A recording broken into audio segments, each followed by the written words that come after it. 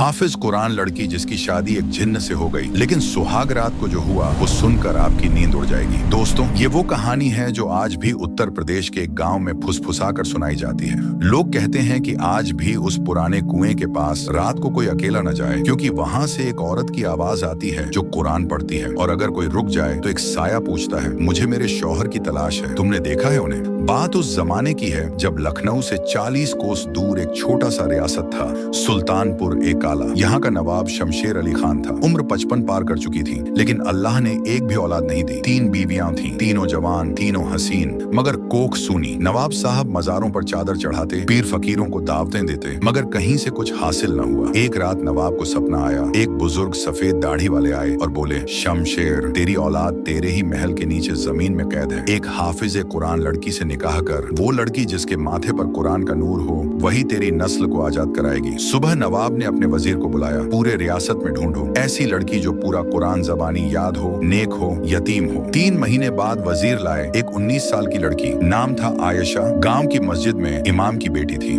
माँ बाप 19 साल की लड़की, नाम था आयशा। गांव की मस्जिद में इमाम की बेटी थी। माँ बाप दोनों गुजर चुके थे। दिन रात कुरान पढ़ती, नमाज की पाबंद, किसी ने कभी उसकी आंखें नीची न देखी हों। नवाब ने बिना देर किए निकाह कर लिया। शादी की रात महल को दुल्हन की तरह सजाया गया, लेकिन नवाब को एक अजीब ख्वाब फिर आया। उसी बुजुर्ग ने कहा, सुहाग रात को दूल्हा खुद नहीं जाएगा, एक साया जाएगा। अगर आयशा ने उस साये को कबूल कर लिया तो तेरी नस्ल सलामत, वरना सब तबाह। नवाब घबरा गए। उन्होंने अपने सबसे भरोसेमंद खादिम हुसैन को बुलाया और सारी बात बताई। हुसैन बोला, हुजूर, मैं खुद दूल्हे के लिबास में सुहागरात मनाऊंगा। कोई साया आएगा तो मैं तलवार से काट दूंगा। रात हुई। महल की सारी लाइटें बुझा दी गईं। सिर्फ एक मोमबत्ती जल रही थी। आयशा दुल्हन बनी बैठी थी, घूंघट में, हाथ में कुरान शरीफ। हुसैन दूल्हे के जोड़े में अंदर दाखिल हुआ और दरवाजा बंद। अचानक हवा चली, मोमबत्ती बुझ गई। अंधेरा इतना कि हाथ को हाथ न सूझे। हुसैन ने तलवार निकाली, लेकिन उसकी जबान बंद हो गई।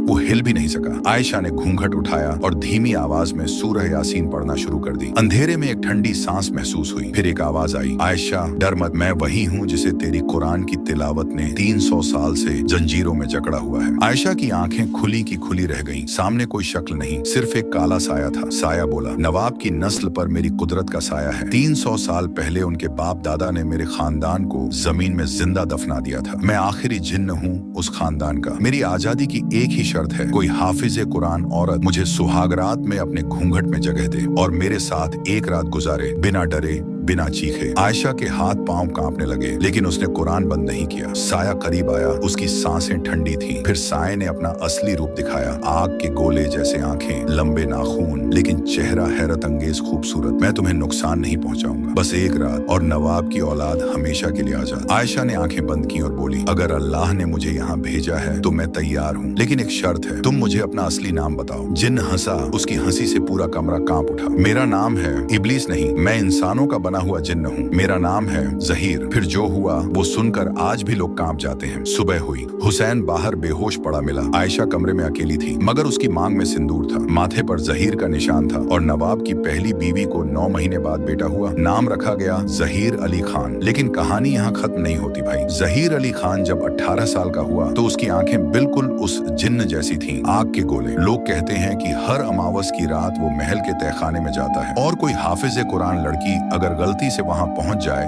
तो जहीर उसे कहता है, मेरी माँ ने मुझे आधा इंसान बनाया, तुम पूरा इंसान बना सकती हो, बस एक रात मेरे साथ। और जो लड़की डर कर भागती है उसकी लाश सुबह कुएं में मिलती है, और जो रुक जाती है वो आज तक लापता है। कहते हैं आज भी वो कुआं है, और आज भी उसमें से कुरान की तिलावत की आवाज आती है। लोग कहते हैं वो आयशा है जो अपने शौहर जहीर का इंतजार कर रही है। अगर कभी तुम सुल्तानपुर काला गए और रात को कुएं के पास कोई औरत घूंघट में कुरान पढ़ती दिखे तो भागना मत। उससे सिर्फ एक सवाल पूछना, बीबी आपका शौहर कहाँ है? अगर वो मुस्कुरा दे तो समझो तुम बच गए, अगर वो रो दे तो फिर अल्लाह हाफिज।